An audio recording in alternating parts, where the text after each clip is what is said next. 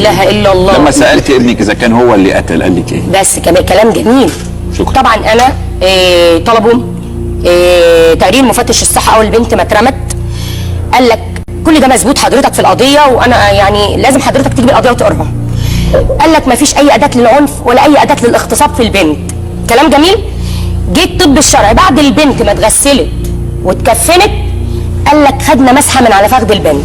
كلام جميل. انا كأم رحت لابني، طبعا البنت جرح قلوب الناس كلها وجرح قلبي، وبعدين احنا معاهم في العماره بقالنا 8 سنين، ومامة البنت ربنا يصبر قلبها، دي برضو ام، ولو انا مطرحها هعمل اكتر من كده. انا ما بلومهاش، دي نمره واحد خالص. حتى اللي هي بتعمله فيا واللي قايله عليا، وانا عامله لها محاضر بالفيسبوك اللي هي عاملاه وتشهيري والحاجات دي كلها، بس انا برضو بلتمس لها ان هي ام وحقها، قلبها محروق، دي حقيقه. خدت بعضي ورحت لابني، قلت له بص يا محمود، انا هقول لك على حاجه حبيبي، في تحاليل للبنت وفي بصمات انا اللي هطلبها لك. لو انت يا ابني قتلت البنت دي ريحني وريح قلبي وخلاص، انت جزائك هتاخده من ربنا، لان دم البنت دي مش هيروح لا منك ولا من علاء، لان في نقطه ثانيه كلكم ناسيينها، ان انا ابني معاه متهم تاني، يعني ابني 2 في القضيه، بس عشان محمود ابن لؤلؤه كل الموضوع ده اتعمل، البرومه جامده دي اتعملت لامه.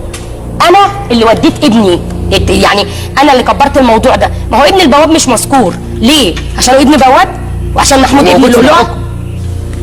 فاهمني حضرتك؟ مذكور في الحكم ازاي مش مذكور؟ هو قال لك ايه؟ قال لي يا ماما والله اقسم بالله هذا حصل، هو خلاص كان ابني خلاص يعني اتحبس وكل حاجه، طب هيخبي عليا ليه؟ قال لي يا ماما اعملي لي اي حاجه، هل انت متهم بقضيه قتل؟ البصمات دي هتجيبك، التحليل ده هيجيبك. هتقول لي اعمليه لي يا استاذ توني، ولا هتقول لي خلاص بقى ماما اللي عدى وما تعمليش ومالكيش دعوه؟ صح؟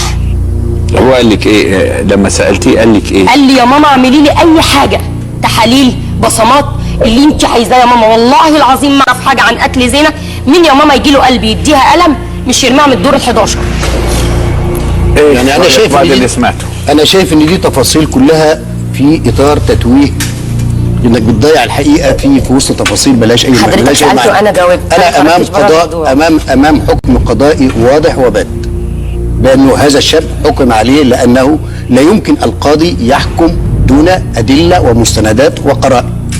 القضاء كده. طب واللي مات واتحكم عليه بالاعدام ظلم وباطل، انا ماليش علاقه، ومصر كلها عارفه ان هو باطل وربنا نصره بعد اعدامه. انا ماليش علاقه. ليه بقى؟ انا شايف ان ليه بقى؟ انا ماليش علاقه، يعني ده باطل وده مش باطل. انا ماليش علاقه، يعني ده باطل. انا امام قضيه واضحه، يعني اللي اتحكم عليه بحكم اعدام واتعدم بالفعل ظلم. انا مش قاعد، انا مش سمعتك تفاصيل. بلنفرض استاذ توني سالت مالهاش اي مبرر ولا لا معنى.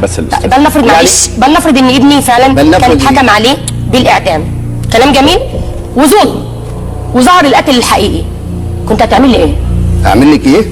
ايه كنت هتعمله لي؟ ايه اللي كنت هعمله لك؟ ايه اللي هعمل لك ايه؟ شفت بقى سؤالي حضرتك مش عارف ترد عليه. ايه اللي اعمل؟ مش عارف ارد عليك. ايوه. اجيب لك حقك ازاي يعني؟ مش فاهم. يعني انا دلوقتي انت متصوره انك هل انت تشككي في محكمه؟